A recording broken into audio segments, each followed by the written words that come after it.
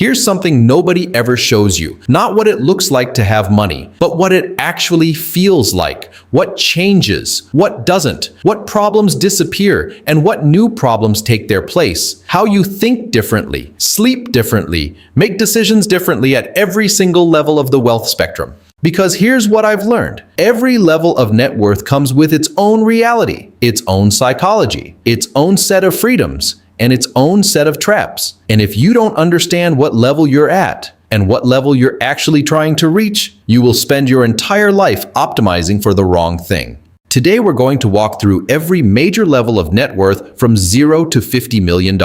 Not to brag, not to make you feel behind, but to give you a map. A real, honest, unfiltered map of what life actually looks like at each stop along the way and what it takes to get from one level to the next.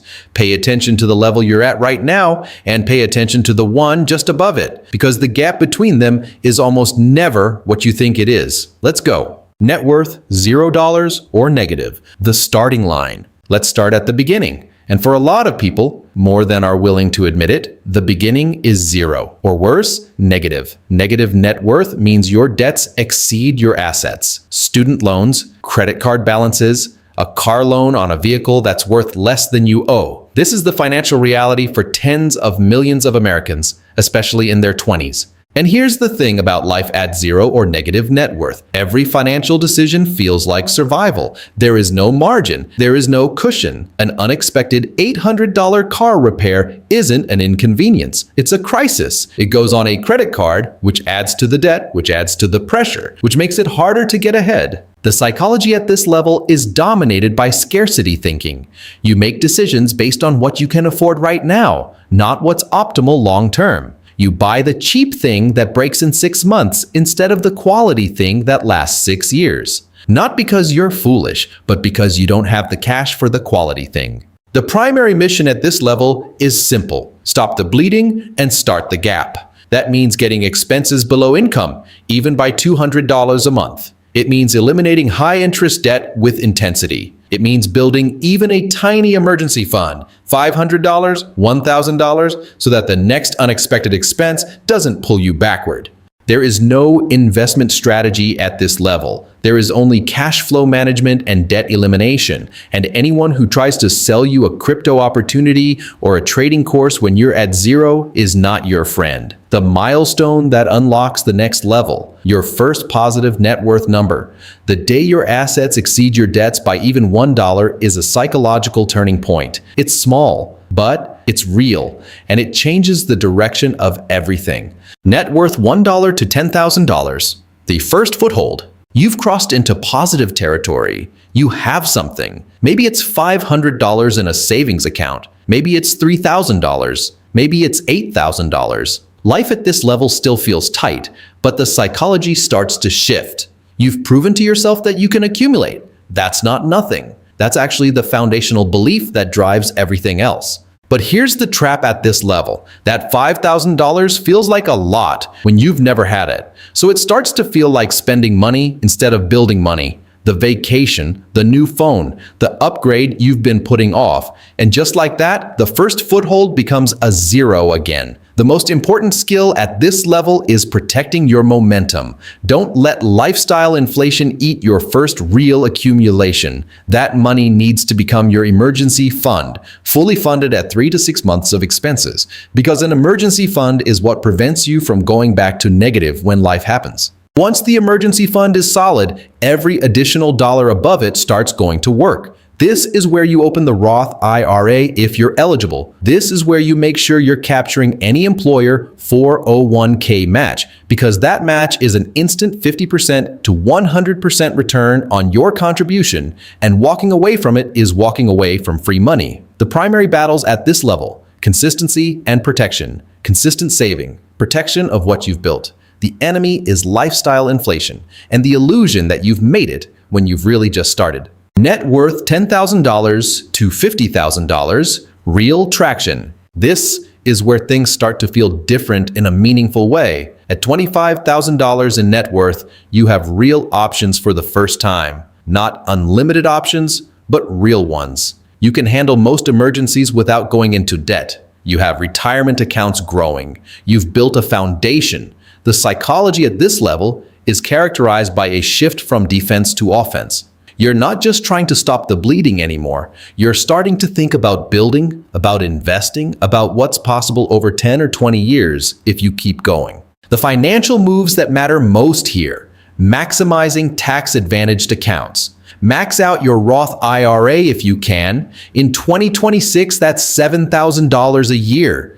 Increase your 401k contributions toward the annual limit. Every dollar you get into tax-advantaged space at this level is a dollar that will compound without being eroded by taxes for decades. And here's the compound interest reality that people at this level need to hear. $50,000 invested at 8% average annual return becomes $500,000 in about 30 years without adding another dollar. That's the power of starting the compounding clock early at this level before life gets complicated. The danger at this level is comparison. You're starting to see what real money looks like through social media, through peers, through the culture around you, and the temptation to spend in ways that signal wealth, the car, the wardrobe, the lifestyle, rather than building wealth is at its peak here. The people who look rich at this level are often the ones who stay at this level. The people who look exactly like they did at $10,000 are the ones who get to $250,000. Net worth $50,000 to $100,000. The momentum threshold. Crossing $100,000 in net worth is one of the most meaningful psychological milestones in personal finance. Why? Because of compounding math. At $100,000, a 10% annual return generates $10,000 without you doing anything. Your money is now making meaningful money on its own. You can feel it in your account statements, and that feeling changes how you relate to money permanently. The journey from $50,000 to $100,000 is primarily driven by savings rate and behavior. Your investment returns matter, but at this dollar amount, what you contribute still dwarfs what markets generate. So the focus is still on earning, controlling expenses, and consistently investing the difference. Life at this level, you sleep better. Not perfectly, but better. The financial anxiety that defines the early levels starts to quiet down. You're not checking your bank account with dread before every purchase. You have a buffer. You have a future taking shape.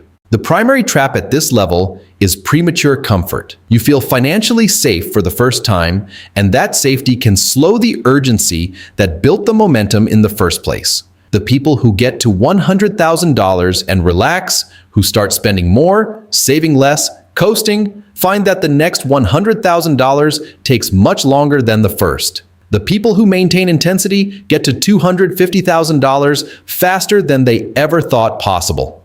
Net worth $100,000 to $500,000, the acceleration zone. This is where compounding stops being theoretical and starts being visceral. At $250,000, a 10% year adds $25,000 to your net worth. At $400,000, it adds $40,000. Your portfolio is now growing at a rate that rivals or exceeds what you can contribute through savings alone. The math is starting to work for you in a serious way. Life in the $100,000 to $500,000 range has a distinct quality: financial confidence. You make decisions from a position of stability rather than scarcity. You can take career risks, leave the job that's draining you, start the business, negotiate aggressively for a raise because you have a financial foundation beneath you. Risk becomes possible, and strategic risk is how you get to the next level. The financial priorities here expand. You're still maximizing retirement accounts, but you've likely opened a taxable brokerage account as well. You may be thinking about real estate. You're starting to think about tax strategy in a more sophisticated way. Not just, how do I reduce this year's taxes, but how do I structure my finances over the next decade to minimize the total tax burden on wealth accumulation? The trap in this zone: lifestyle inflation finally wins. You've been disciplined for years. You've watched friends spend while you saved. And now, with real money in the account, the urge to reward yourself is powerful and feels justified. A nicer car, a bigger house, the vacations you skipped. This is where the gap between future millionaires and future people who almost got there gets established. Not at zero. Here, when the money first gets real. The rule that works. Let your lifestyle grow, but slower than your net worth. A 10% lifestyle upgrade on a 30% net worth increase is sustainable and sane. A 30% lifestyle upgrade on a 10% net worth increase is a wealth-destroying spiral. Net worth $500,000 to $1 million. The final approach. You can see the $1 million milestone from here, and that proximity changes things psychologically in ways that are both motivating and dangerous. Motivating because the goal is visible. You know you're going to get there. It's not a fantasy anymore. It's a calculation. If your portfolio returns 8% and you contribute $2,000 a month, you can plot the exact month you cross $1 million. That concreteness is powerful. Dangerous because the $1 million milestone can become the destination instead of a waypoint. A lot of people hit $1 million and unconsciously believe they've arrived, that the financial journey is essentially complete. And that belief, that the million is the finish line, causes them to make decisions that stop the compounding engine at exactly the wrong moment. $1 million is not retirement money for most people in 2026. At a 4% safe withdrawal rate, $1 million portfolio generates $40,000 a year. That's a starting point, not a destination, unless your expenses are genuinely below that number. Life at $500,000 to $1 million?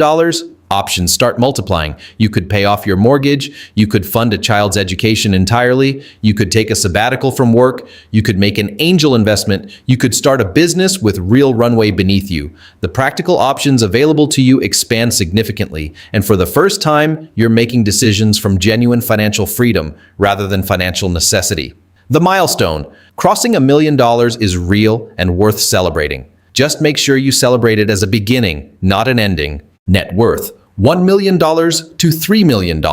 True financial security. This is the level where financial security becomes genuinely real for the first time. At $2 million, a 4% withdrawal rate gives you $80,000 a year. At $3 million, it's $120,000 a year. For most Americans, that covers a comfortable, even generous lifestyle without ever touching the principal, which continues to compound. The psychology at this level undergoes a fundamental shift. For the first time, work becomes optional, not immediately for everyone, but structurally optional.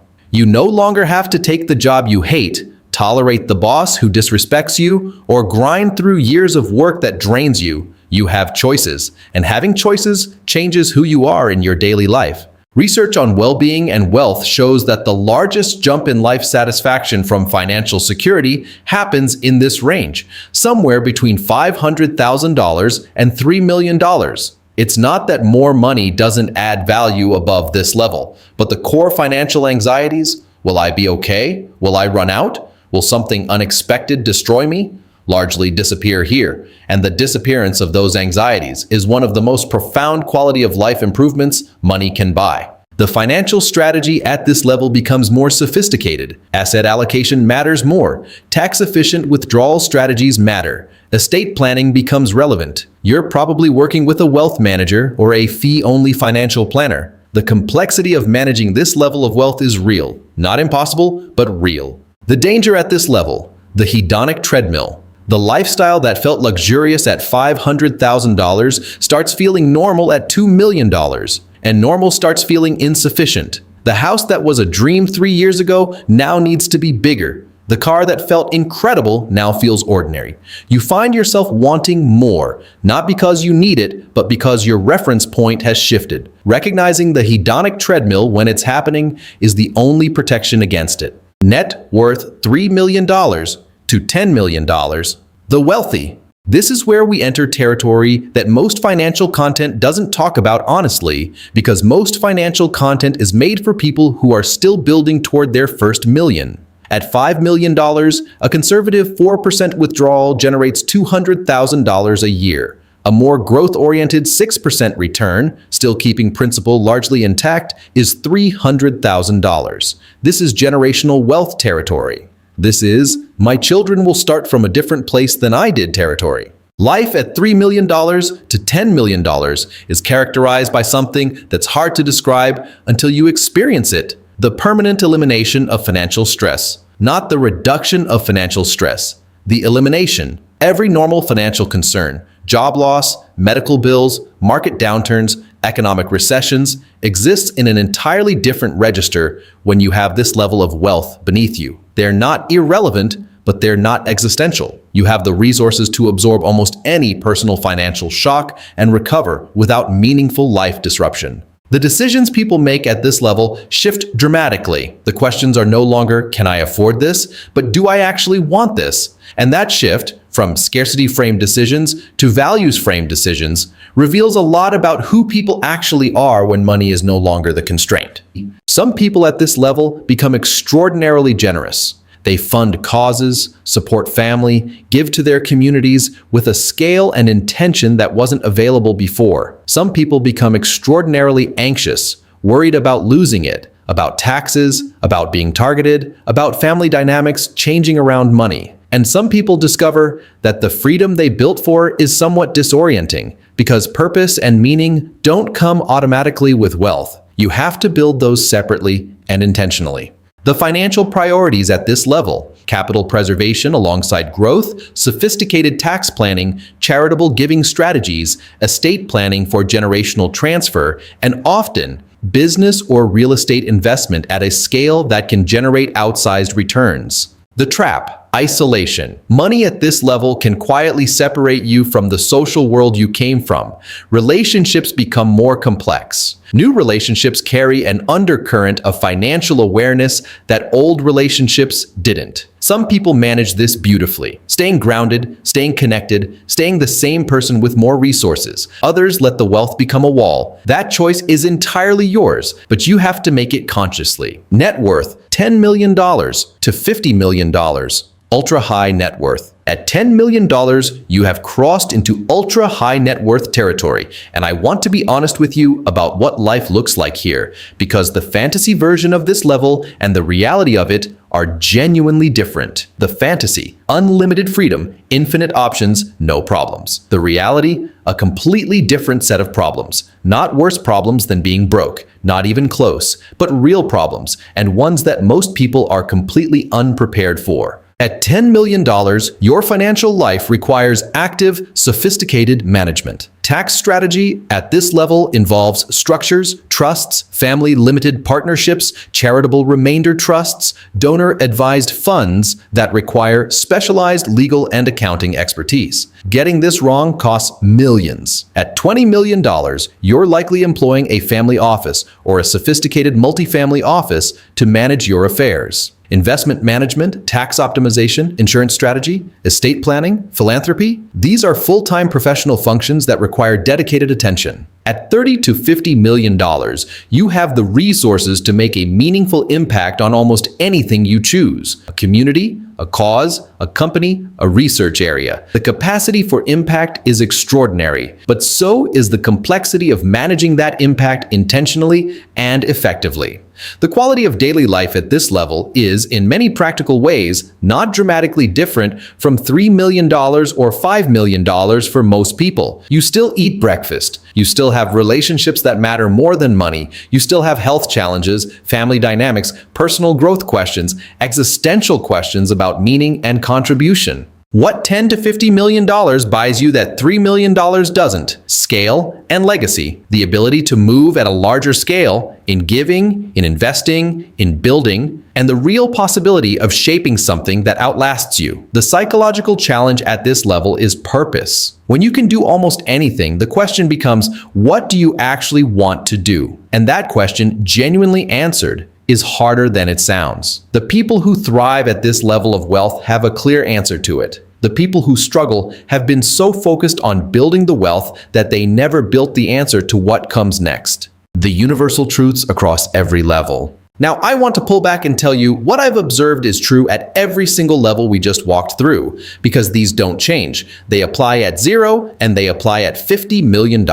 Truth 1. More money amplifies who you already are. If you're generous at $50,000, you'll be more generous at $5 million. If you're anxious at $50,000, you'll find new things to be anxious about at $5 million. Money is not a character transplant, it's a magnifier. So the work of becoming the person you want to be at higher wealth levels, that work has to start now. Truth 2. The gap between levels is almost always a behavior gap. not an intelligence gap. The people who get from $0 to $1 million are not smarter than the people who stay at $50,000 for decades. They make different decisions consistently over time. Consistency is the mechanism, not genius. Truth 3. Lifestyle inflation is the silent killer of wealth at every level. At $10,000, it destroys your emergency fund. At $500,000, it prevents you from reaching $1 million. At $5 million, it prevents you from reaching $10 million. The pressure to spend more as you earn more never goes away. Managing it is a lifelong practice. Truth 4. Financial security and happiness are related, but not the same thing. Money solves money problems. It does not solve relationship problems, health problems, purpose problems, or meaning problems. The data on happiness and wealth shows that financial stress is genuinely debilitating, and eliminating it improves well-being significantly. But beyond a certain level of security, additional wealth has diminishing returns on actual life satisfaction. The things that make people genuinely happy, meaningful relationships, purposeful work, community, health, require intention to cultivate at every income level. Truth 5. The next level always looks like the destination from where you are. From zero, $50,000 looks like freedom. From $50,000, $1 million looks like freedom. From $1 million, $5 million looks like freedom. The truth is that every level brings a new version of both freedom and challenge. The destination is not a number. It's the life you build with whatever number you reach. Where are you, and what's your next move? Here's what I want you to do right now. Be honest about where you are on this map, not where you want to be, not where you tell people you are, where you actually are. Your true net worth, assets minus liabilities. Calculate it if you haven't. It takes 20 minutes, and it's one of the most clarifying things you can do for your financial life. Then look at the next level above you. Just one level, not the end of the map, the next marker. What's the primary behavior that moves you from here to there? Because it's almost always one or two behaviors, not 20. At 0,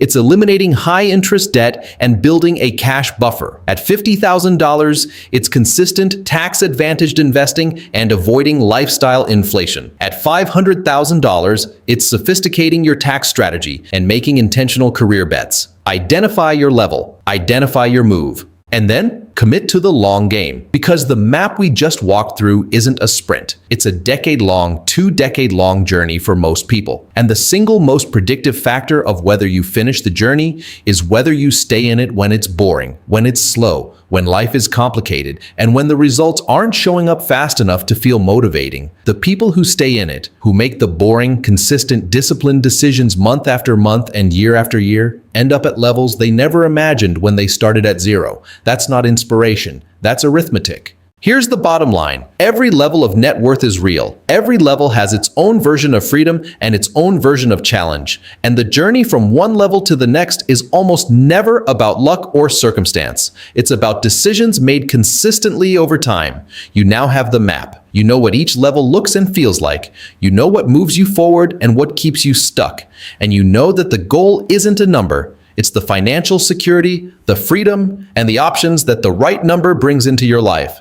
Whatever level you're at right now, that's your starting point. Not a judgment, not a finish line, a starting point. If this video gave you a clearer picture of where you are and where you're going, hit that like button. It genuinely helps more people find this content who need to see it. Subscribe if you're not already here. Every week we break down the financial realities that actually matter. Real numbers, real strategy, real talk. And drop a comment right now. What level are you at? And what's the one move you're focusing on to get to the next one? I read every single comment and I want to see your answer. Stay the course, trust the math, and I'll see you in the next one.